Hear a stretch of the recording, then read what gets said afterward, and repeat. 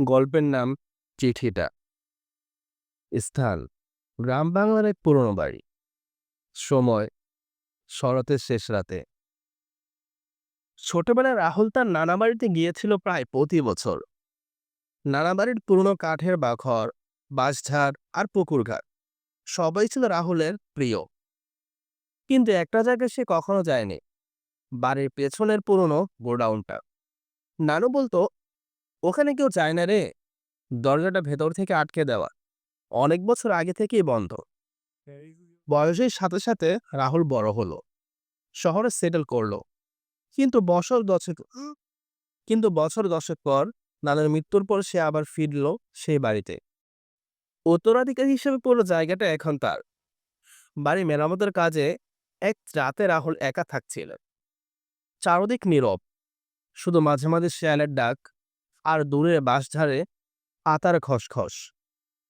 সেই রাতে প্রায় 1টা বাজে হঠাৎ একটা ঠক ঠক ঠক শব্দে ঘুম ভেঙে গেল রাহুলের।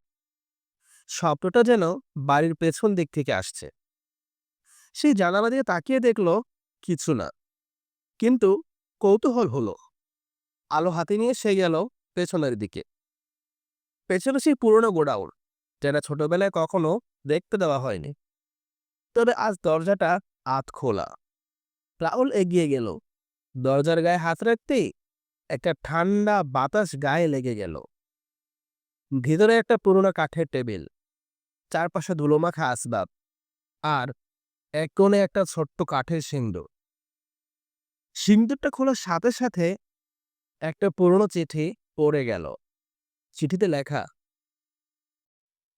যদি কেউ এই চিঠি পায়, সাবধান, আমি নীলু। এ বাড়ির কাজের মেয়ে ছিলাম। আমাকে অন্যায়ভাবে এখানে বন্দি করা হয়েছিল। তারপর তারা আমাকে মেরে ফেলেছে। আমার আত্মা এখানেই আছে। প্রতিশোধ এখনো বাকি। দরজাটা যেদিন আবার খুলবে, আমি ফিরে আসব। মনে রেখো, তোমার ঘুম আর নীরব থাকবে না। রাহুল এসে বলল, পুরনো কুসংস্কার। চিঠিটা হাতে নিয়ে সে বাড়ির ভেতর ফিরল। কিন্তু ঠিক তখনই তার পেছনে গোডাউনের দরজাটা নিজে নিজেই বন্ধ হয়ে গেল, দড়াম করে।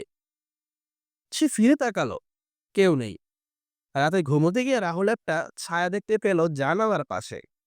সে উঠে গিয়ে দেখলো কেউ নেই।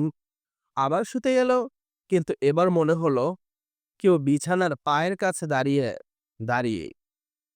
রাহুল লাফিয়ে উঠল, কেউ নেই। তবে তার বালিশের নিচে তখন সেই চিঠিটা নেই। পরদিন সকালে বাড়ির কাজের লোক এসে দরজা খুলে ঢুকে দেখল রাহুল বিছানায় নেই। তবে বিছানার পাশের দেয়ালে লেখা, প্রতিশোধ এখনো শেষ হয়নি। সো বন্ধুরা, কেমন লাগলো আজকের এই গল্পটি? লাইক করো, কমেন্ট করে শেয়ার করো। তাহলে এই পর্যন্তই। দেখা হবে তোমাদের সাথে গল্পের চিঠির নতুন কোনো পর্বে।